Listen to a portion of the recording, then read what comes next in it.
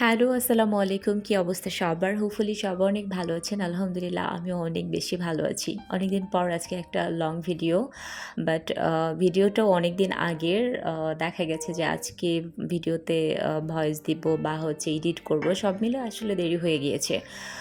So রাতে আমি কিছু জেল মেক করে রেখেছিলাম ফ্রিজে। এখন হলো সকাল। তো সকালবেলা আমি ফার্স্টেই সেগুলোকে টুকরো করে দেন হচ্ছে আবার ফ্রিজে রেখে দিলাম। রাতে আমার আব্বা-আম্মা আসছেন আর ওনারা যেটা করেন ফজরের নামাজ পড়ে আর ঘুমান না।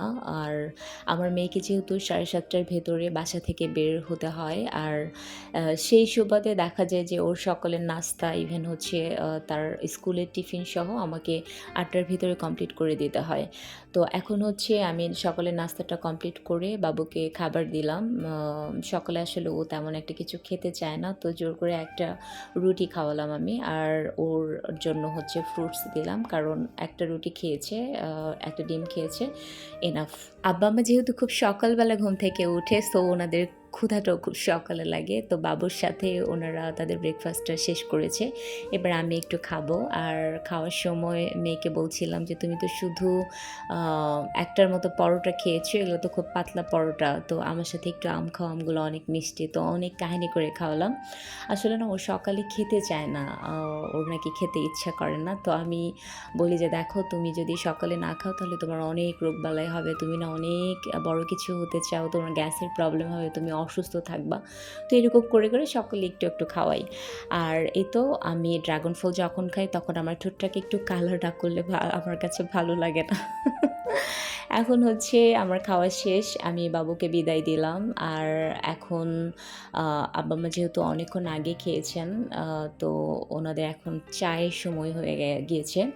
তো এই মাঝে আমার বোন এসছেন। তো ওনাদের ৩ জনের জন্য আমি চা বসিয়েছি। এই চা কিন্তু আমি খাবো না। বিশ্বাস করেন আমি খাবার-দাবারের ব্যাপারে আমার জিহ্বাটা এত ভালো যা বলার বাহিরে। ৪ জন মিলে যখন গল্প করা শুরু করি, আমাদের আসলে গল্প থামে না। নাস্তা করার পর চা খাচ্ছিলাম আর গল্প করছিলাম।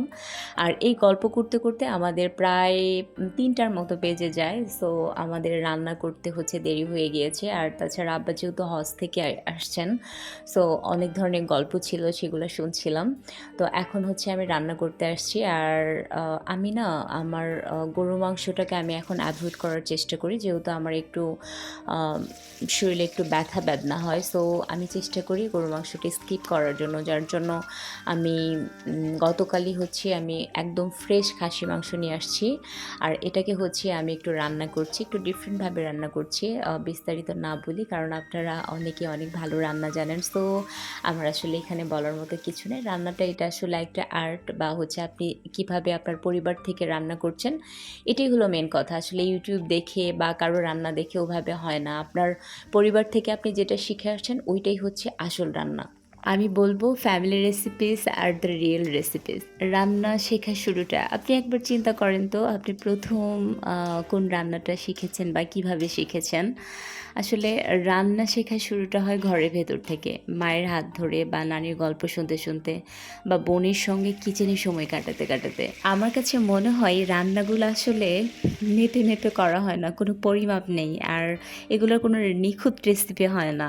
But A pinch of love and a handful of memories, right? যেখানে একটু নুন কম বা ঝাল একটু বেশি হলেও সেটা হয় আমাদের নিজের মতো। আমরা ৪ ভাই-বোন। আমার আব্বার খাওয়া-দাওয়ার ব্যাপার তার যত্নের ব্যাপারে আমরা অনেক কনসার্ন। আমাদের কাছে মনে হয় যে উনার মুখ থেকে যাতে কিছু বলতে না হয় আমরা প্রচণ্ড পরিমাণে ভয় পাই। বাট উনি ততটা রাগী না। বাট চেষ্টা করি উনি যাতে মুখ থেকে কিছু বলতে না হয় উনার। সো অনেকক্ষণ থেকে যেহেতু অ উনি না খাওয়া সকালের খাবারটা অনেক সকালেই খেয়েছেন। সো আমি রান্নাটা একটা চুলায় খাসি মাংস, আরেকটা চুলায় হচ্ছে মুরগিটা ফ্রাই করতে দিয়ে এই তো আমি ফালুদাটা রেডি করে আব্বা-আম্মাকে দিলাম। দেন হচ্ছে আমি মুরগিটা বসালাম। আর আমার আপারের মাঝে চলে আসছেন। আপারের মাঝে বাসায় গিয়েছিলেন। দেন হচ্ছে এসে উনি পোলাওটা বসালেন। উনার হাতের পোলাও না শুধু, প্রত্যেকটা রান্না খুবই ভালো।